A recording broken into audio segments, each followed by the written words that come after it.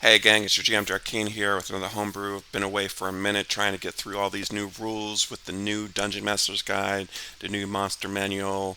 Also, probably going to be changing my Out of the Abyss game, which is what this image is from, to a one-shot on Start Playing. You can check that out. But we're going to talk about alchemy. Alchemy has been a big change, and what I'm talking about is, Alchemist fire, acid vials, throwing vials of holy water, and this would also include contact poison.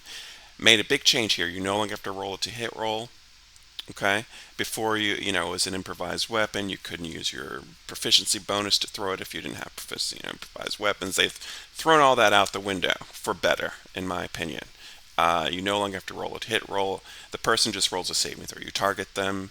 Um, and they roll a save. Your save is based on the DC of the thrower's dexterity modifier. So that, kind of lends itself better use for people with high dexterity fire. I'm not sure if they incorporate that into I haven't read the new rogue regarding the new thief.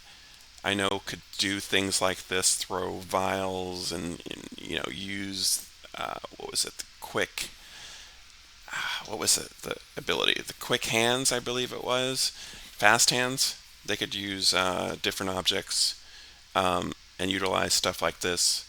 I don't know if it applies to this would apply to them as well. I think it might. I haven't read that yet. I'm still getting through all this, but anyway. Also, Alchemist Fire gives you the burning condition.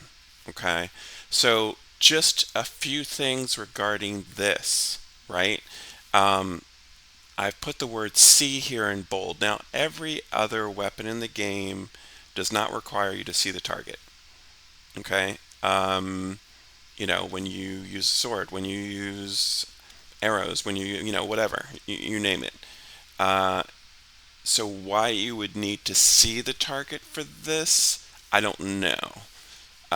It doesn't make a lot of sense to me.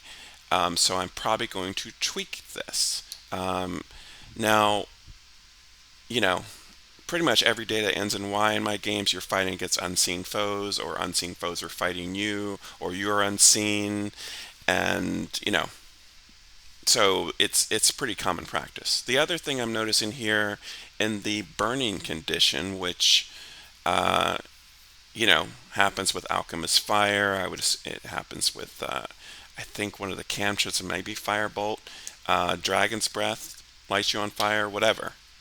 Okay. It says as an action you can extinguish the fire. Now, as an action, does that mean any action? Usually it's pretty specific. It says you must use your action. And I noticed they've changed action now. You can substitute if you have multi attack, if you have extra attack or whatever, you can substitute throwing like one of these vials as one of your attacks. Can you do that with this?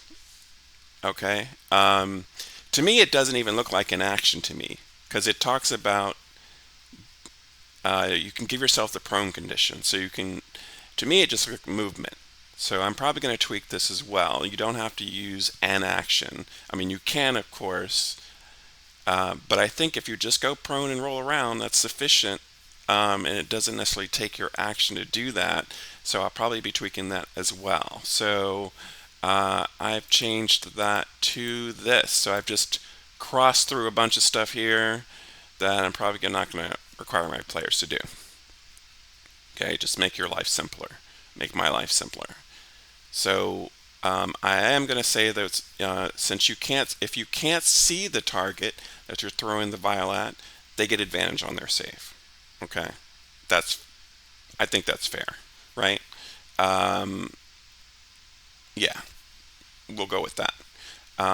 Now, this language, the dexterity modifier thing, DC language, reminded me of this cantrip from Cobalt Press called Brimstone Infusion. This is the exact language of it up here. I tweaked it a little bit. It's the same thing basically. But it uses the DC it uses your spellcasting DC for the cantrip.